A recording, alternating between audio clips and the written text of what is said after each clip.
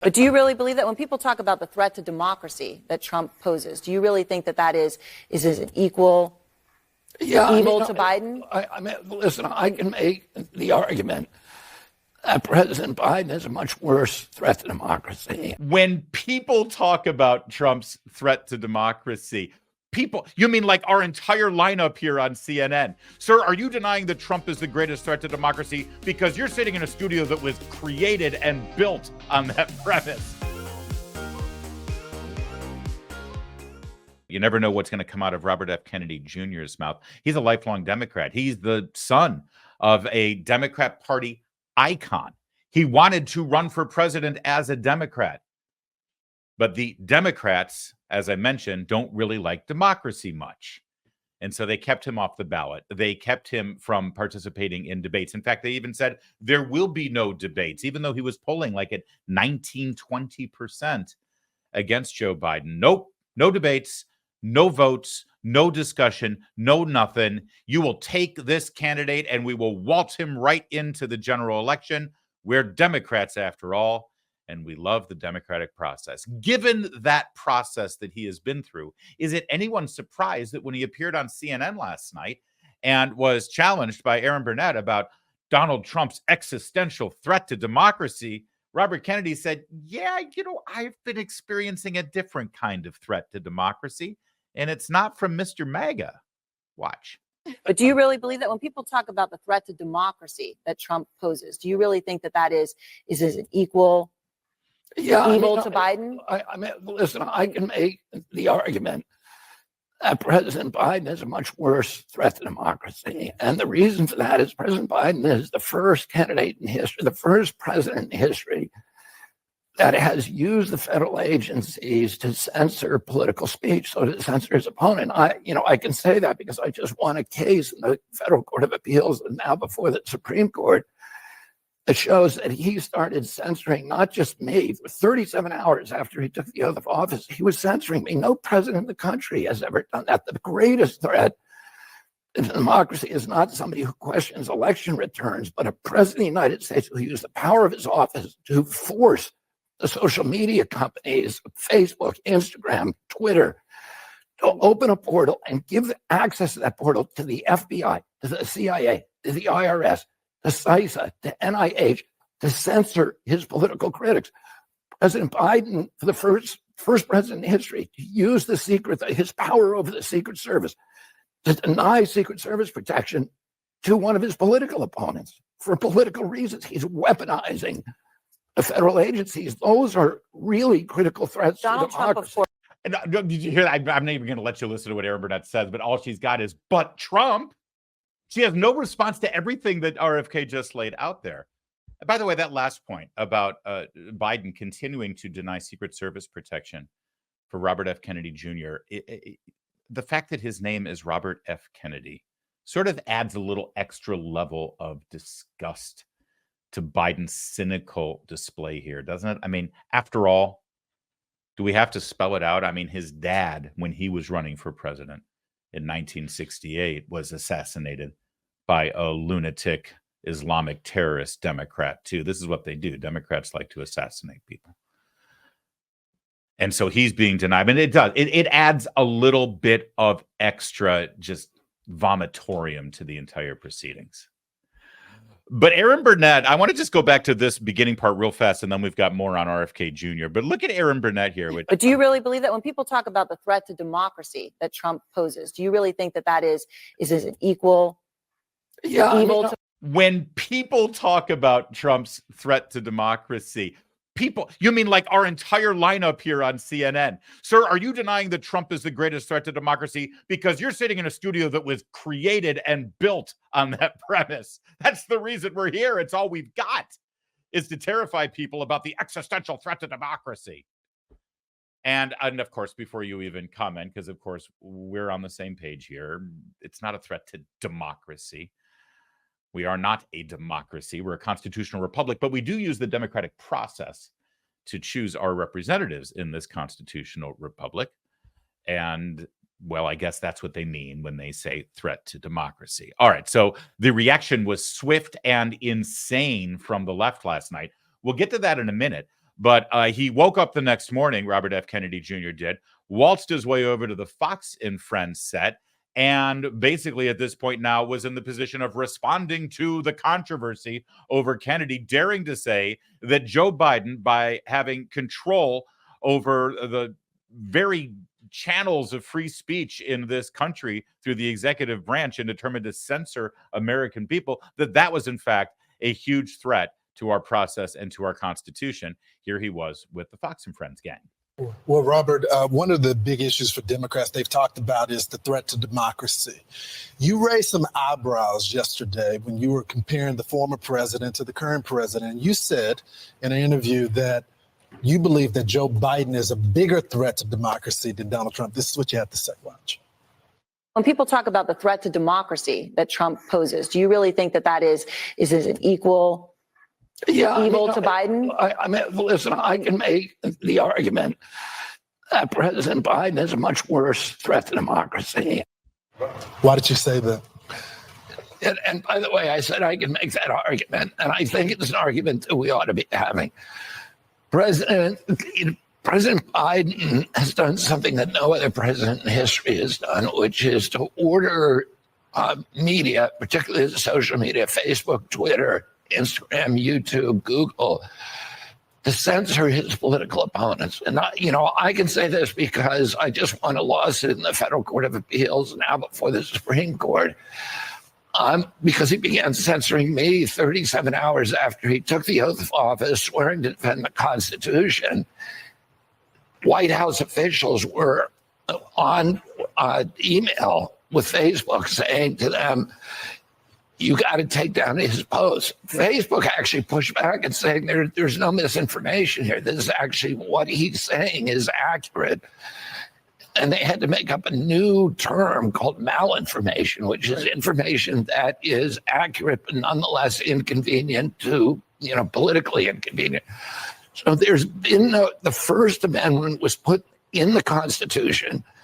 Madison, Hamilton had it, said we put it free expression to guarantee the First Amendment because all the other rights are dependent on it. If you have a president who can censor his political opponents, he is the license for any kind of atrocity. That is a genuine threat to our democracy. I think, what President Trump said about, about questioning the election and to the extent that he engaged in an effort to overthrow that, of course, that's a threat to democracy, but it is not the worst threat, undermining the First Amendment of our Constitution and then weaponizing the federal agencies to get his opponents off the ballot.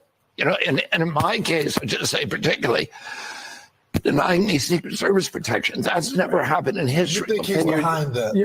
What? Do you think Joe Biden is behind? Of course he is. And does he know that your dad was assassinated? He has a bust of my father behind him at the Oval So how Office. does he sleep at night? Well, I don't know, but it's just not right. All of these, the use of the courts, the use of prosecutors, the use of all these federal agencies to change our political landscape is wrong, and we should be debating about it. What President Biden did with his censorship project is he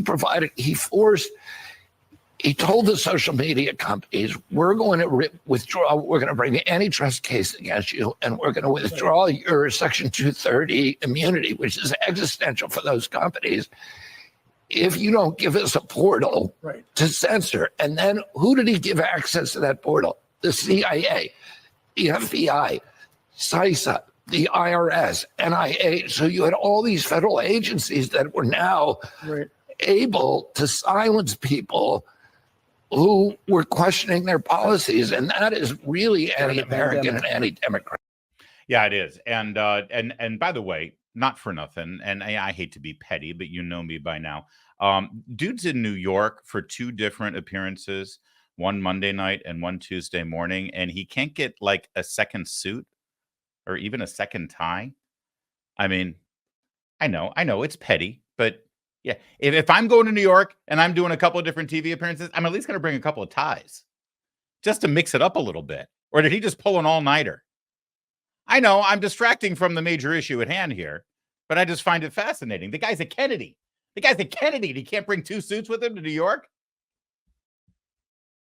All right, we'll set it aside for a minute. You know what's fascinating to me about this entire escapade, either from Aaron Burnett on CNN or even the people at Fox and Friends who, listen, they're good people, and I like them, and I know that they're focused on sort of the political angle here. But what about the constitutional angle? This isn't even about winning an election, what Robert F. Kennedy Jr. is talking about here. He's talking about a sitting president of the United States. He just laid it out in front of 2 sets of journalists, if you want to call Aaron Burnett a journalist, and the Fox and Friends host, where he just said that the president of the United States opened up a portal, demanded a portal between the FBI, CIA, NIH, and other powerful agencies within the federal government directly to social media companies to silence the voices of American people who were voicing their dissent. And all they want to talk about is, oh, but Trump and, well, is that going to give you an angle? And why aren't these journalists worried about the First Amendment? Why don't they double down and say, wait, let's talk about this more. Let's give more attention to this. Let's give this fire a little bit more oxygen because it should blaze from the highest rooftops and mountaintops of America, because we have a president who is using his power and the power of his incredibly intimidating agencies to censor the voices of not just a Kennedy, not just a Trump, but of this little guy and you little guy. Isn't that kind of a problem? Over at the Washington Post, last time I checked, they called themselves a newspaper. In fact, last I checked, their motto is "Democracy dies in darkness." And they saw Kennedy's appearance on Aaron Burnett's CNN last night, and the only way they could cover it was this way. RFK Jr. argues Biden is bigger threat to democracy than Trump, drawing criticism. And by the way, I just want you to know, that is a rewrite from the headline earlier this morning. Earlier this morning, the headline was RFK Jr.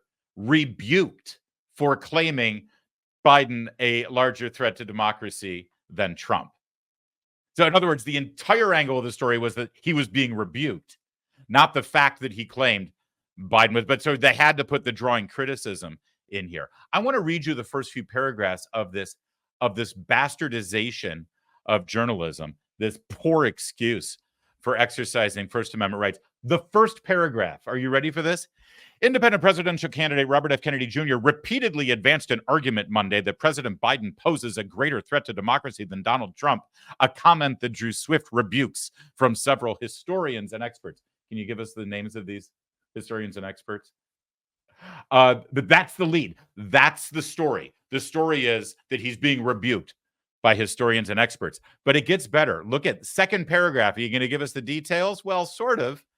Kennedy, speaking to CNN's Aaron Burnett on Monday night, criticized the Biden administration's push for social media companies to monitor their platforms for medical misinformation.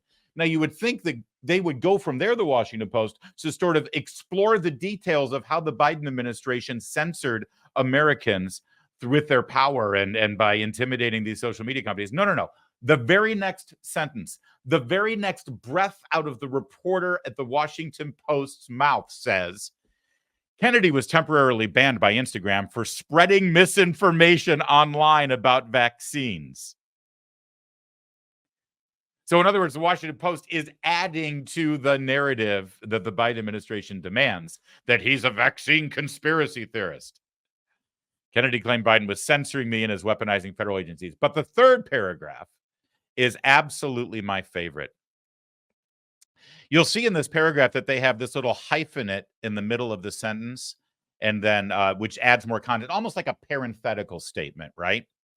So like if you take out the hyphenate chunk in the middle, the parenthetical statement, and just give the sentence is, he added that Trump is not a significant threat to democracy. All right. So what did they have to stick in the middle there contextually within the hyphens? I'll read it to you. Instead of just saying he added that Trump is not as significant a threat to democracy, the Washington Post wrote this. He added that Trump, who has alarmed some experts with rhetoric and stances they have compared to authoritarian leaders, plotted a more extreme second term and inspired his supporters to fight the results of the election he continues to falsely claim was stolen, is not as significant a threat to democracy. That's a hell of a parenthetical statement in the middle of that sentence, isn't it? I mean, usually an editor would say, yeah, could you just get to the point here? We don't need to add all the fluff and frills. But my guess is the editor actually injected that afterwards. Oh, you need to give more context about Trump. He added that Trump, who has alarmed some experts with rhetoric and stances they have compared to authoritarian leaders, plotted a more extreme second term and inspired his supporters to fight the results of an election he continues to falsely claim was stolen, is not as significant a threat to democracy. That's the Washington Post being the Washington Post. Why is CNN and Aaron Burnett and journalists everywhere in the Washington Post and everybody else sort of piling on Robert F. Kennedy Jr. right now? Well, because he's going to help Trump win. He's not trying to. That's just what's going to happen. If you look at any of the polls right now, Biden's popularity is so low, even among Democrats, that Democrats are looking for an alternative. And there are plenty of Democrats who like the idea of a Kennedy, who like the idea of not having to latch their name to this loser of a president, loser of an administration, loser of an economy, loser of a border policy, loser of a foreign policy. And so they'll sure say, yeah, listen, I can't vote for Trump, but I'll vote for this guy. Right now, if you look at the Electoral College estimates over at Real Clear Politics and take all of the toss-up states out of the mix, like right now, if you're within 5 points, they call it a toss-up state. But if you win by 5 points, you win by 1 percentage point, you win the state. So instead of calling it a toss-up state, what they've done is they said, okay, whoever's ahead, even if it's just by 1 percentage point, give them the state. And if they do that, Trump wins. Trump wins bigly if the election is today, including winning Wisconsin and Michigan and Georgia and Pennsylvania and Arizona. And part of that is because in a 5-way race, Joe Biden can barely get to 40% because of Robert F. Kennedy Jr. That's why you're seeing headlines like this: Democrats unite against RFK Jr. That's the write-up at the Hill. That's, by the way, cynically speaking, why they won't give him Secret Service support. They'd be just fine with things, going a certain way. I wouldn't put it past them, would you? It's why on St. Patrick's Day, the Biden administration made a big show of having a certain Irish Catholic American political family over to celebrate the 17th day of March. Look at this picture. This is Joe Biden with his grandchildren. Not all of them, of course. The one that was conceived with a stripper after a pole dance and a special VIP encounter with his son, Hunter. We don't talk about her because he's a big family man, But this is Joe Biden in the center there with his children. And all those other people that all sort of look alike, that's the Kennedy family. This is not an accident. There's a reason for this. The message is being sent loud and clear. Robert F. Kennedy Jr. is not one of us. We don't care if he's family. We don't care if he's genetically our brother or our uncle or our grandfather.